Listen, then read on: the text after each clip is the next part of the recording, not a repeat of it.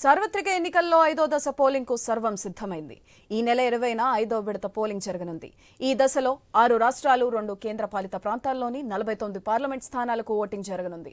బరిలో 695 మంది అభ్యర్థులు ఉన్నారు. ఇక్కడ నేటితో ప్రచారానికి తెరపడనుంది. ఈ దశలో ఉత్తరప్రదేశ్లో 14, మహారాష్ట్రలో 13, పశ్చిమ బెంగాల్లో 7, బీహార్లో 5, ఒడిశాలో 5, జార్ఖండ్లో 3, కాశ్మీర్లో 1, లదాఖ్లో 1 స్థానానికి ఎన్నికలు జరగనున్నాయి.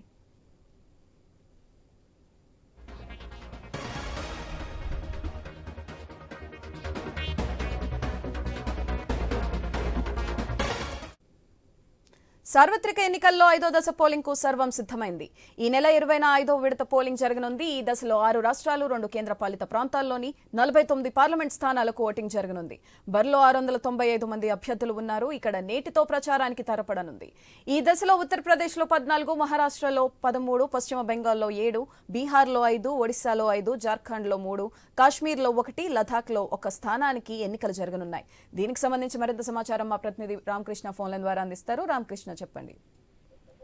ఇక 5వ విడత పోలింగ్ కి సర్వం సిద్ధమైంది. కేంద్ర ఎన్నికల కమిషన్ ఎలాంటి అవాంఛనీయ సంఘటనలు జరగకుండా అన్ని రకాల చర్యలు తీసుకుంటుంది. అందులో భాగంగానే ఈ రోజుకి పోలింగ్ కి ప్రచారానికి తెరపడింది.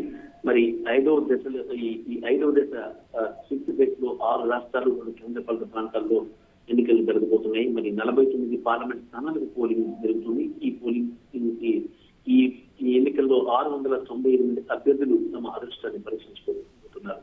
ఇక ఉత్తరప్రదేశ్ లో 14, మహారాష్ట్రలో 13, పశ్చిమ బెంగాల్, బీహార్లో 5, ఒడిశాలో 5, జార్ఖండ్ లో 3, కాశ్మీర్ లో 1, లడాఖ్ లో 1 స్థానానికి ఎన్నికలు జరగబోతున్నాయి.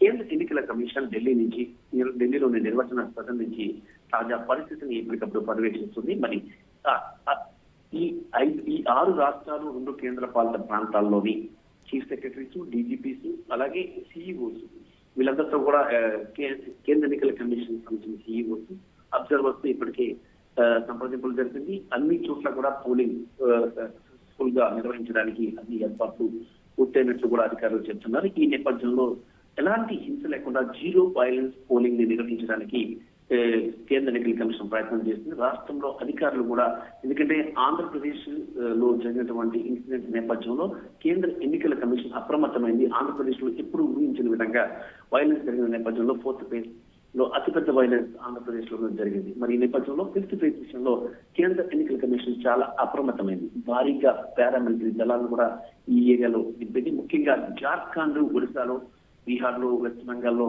ఈ ప్రదేశాల్లో కొంత కీలకమైన పరిస్థితులు ఉన్న హింసాత్మక సంఘటనలు జరిగే అవకాశం ఉన్న నేపథ్యంలో ఇక్కడ భారీ భద్రతలు నిలిపారు.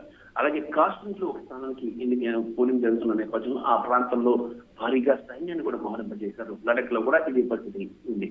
మరి టోటల్ గా కూడా జీరో వైలెన్స్ పోలింగ్ నిర్వహించడానికి కేంద్ర ఎన్నికల సంఘం అన్ని రకాల చర్యలు తీసుకుంటుంది. Thank you Ramakrishna.